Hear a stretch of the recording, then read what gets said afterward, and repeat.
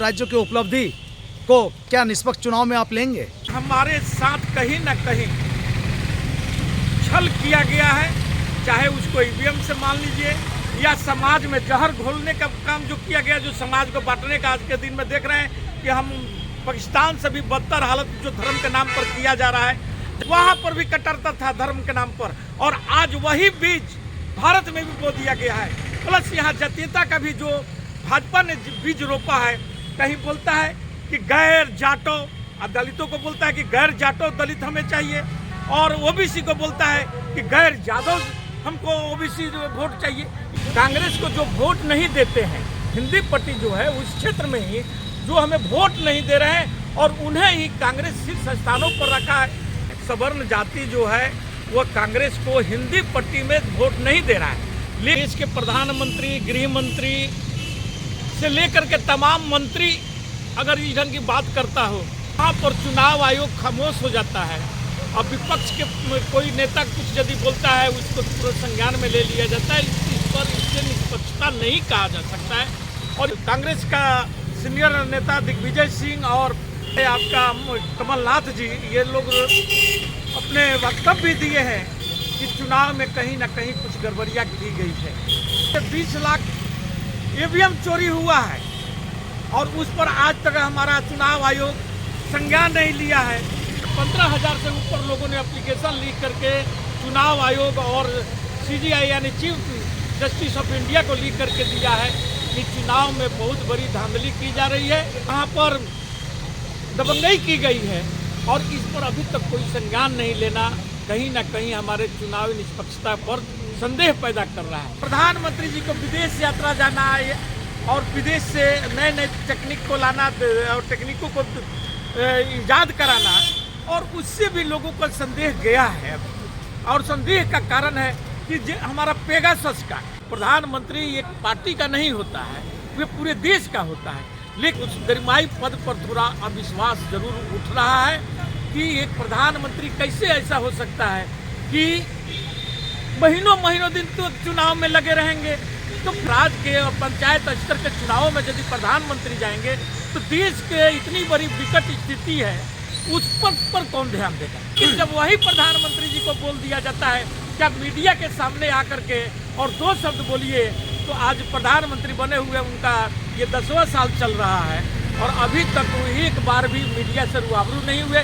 क्योंकि मीडिया से रूबरू होने का मतलब होता है कि आप जनता से बात कर रहे हैं। वोट के चुनाव आयोग के वेबसाइट पर जाकर के देखिए कि 4,91,00,000 वोट हमें मिला है और भाजपा को 4,81,000 वोट मिला है।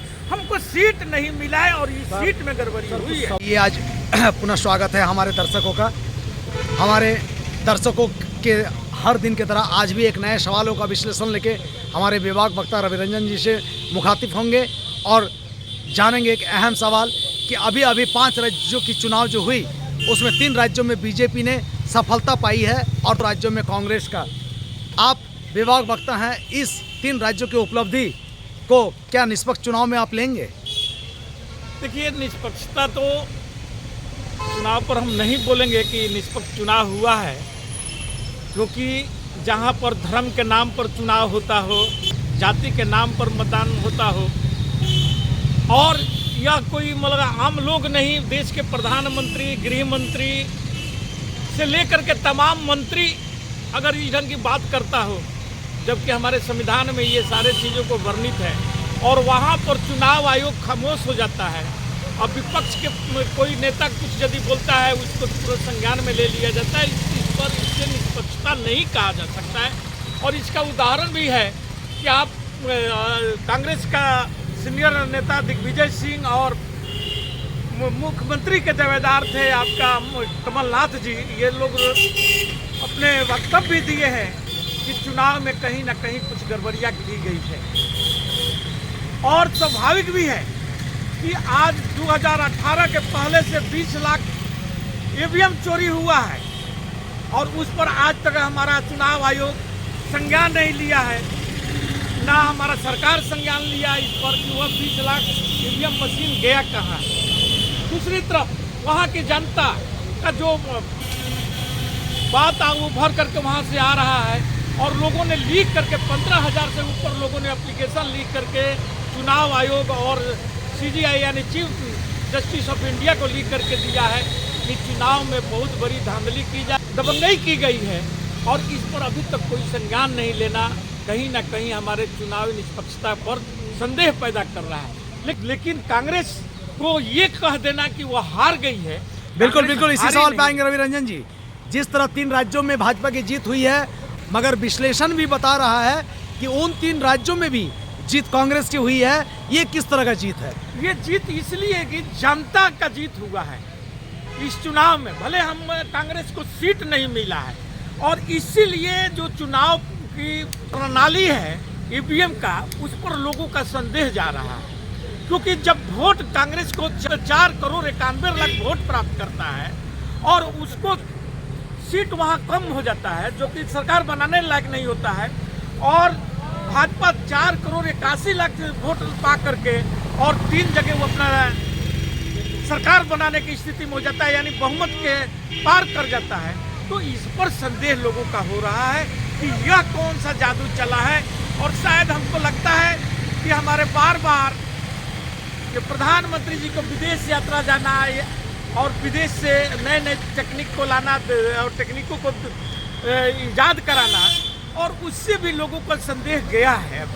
और संदेह का कारण है कि हमारा पेगासस का, जिसके बारे में विदेशी मीडिया ही और विदेशी नेताओं ने ही बतलाया था कि पेगासस से भारत के प्रमुख 300 लोगों का, जिसमें राजनेता से लेकर के न्यायिक प्रणाली में रहने वाले लोगों से लेकर के अधिकारियों तक लेकर जासूसी कराया गया था, और उस पर आज तक ले कोई जवाब नहीं मिलता है। इस पर संदेह लोगों का हो रहा है, और जवाब तो नहीं देने का तो आज के दिन में आप देख रहे होंगे कि प्रधानमंत्री के डिग्री के लोग ने मांग किया तो एक आवेदन चला जाता है हाई कोर्ट में, और हाई कोर्ट से वहाँ से रोक लग जाता है कि कोई जरूरी नहीं है कि प्रधानमंत्री अपना सर्टिफिकेट देगा। अरे भैया, सर्टिफिकेट दिखा देने में या अपने एजुकेशन को बतला देने से क्या देश की छवि खराब हो जाएगी? और नकली सर्टिफिकेट हमारे गृह मंत्री के द्वारा जो MA और स्पेशल प्रधानमंत्री जी का दिखाया गया था कि ये डिग्रियां प्राप्त है, ये सब करने की क्या जरूरत है? सच बोलिए ना, सच जनता जानना चाहती है। प्रधानमंत्री को लोग पूरे देश मानता है, क्योंकि प्रधानमंत्री एक पार्टी का नहीं होता है, वे पूरे देश का होता है।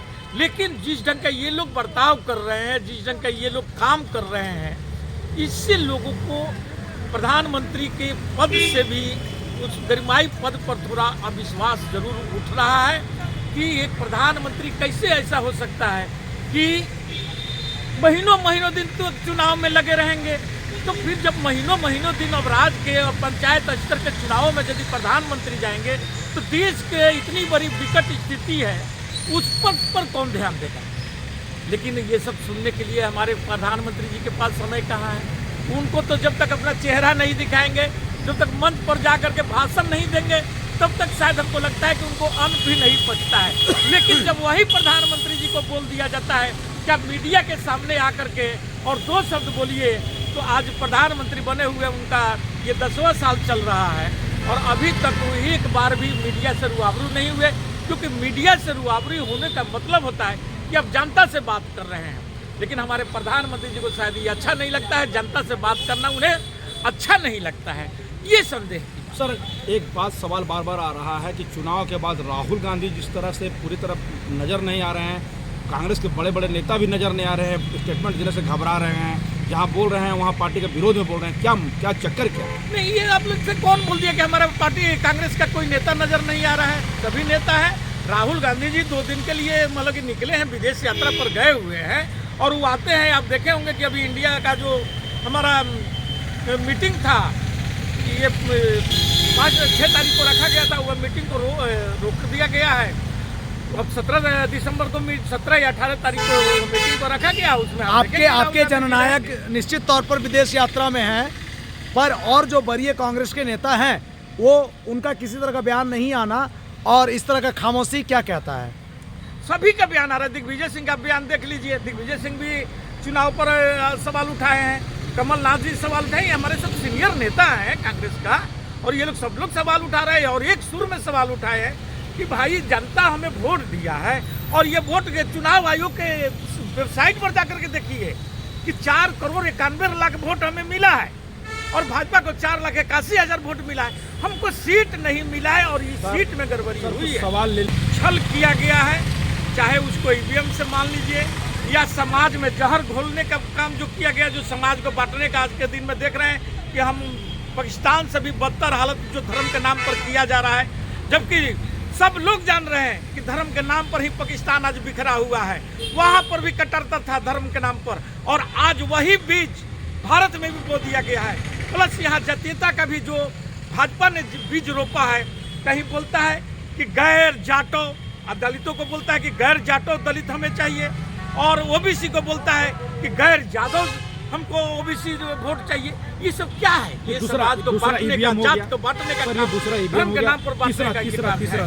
सवर्ण जाति जो है वो कांग्रेस को हिंदी पट्टी में वोट नहीं दे रहा है, लेकिन सबसे बड़ी कमजोरी पार्टी का भी है कि हमें वह वोट नहीं दे रहा है, लेकिन हम उनको ही सर्वे सर्वा बना करके रखे। ये हमारे कांग्रेस को अब सोचना होगा कि ऐसे लोगों को और SC ST OBC दलित जो हमारा कोर वोट बैंक है उनको आगे लावे, तभी हम आगे का 24 का चुनाव भी जीतेंगे। बहुत बहुत धन्यवाद सर। मैं अपना वक्तव्य समाप्त करता हूँ। जय हिंद, जय भारत।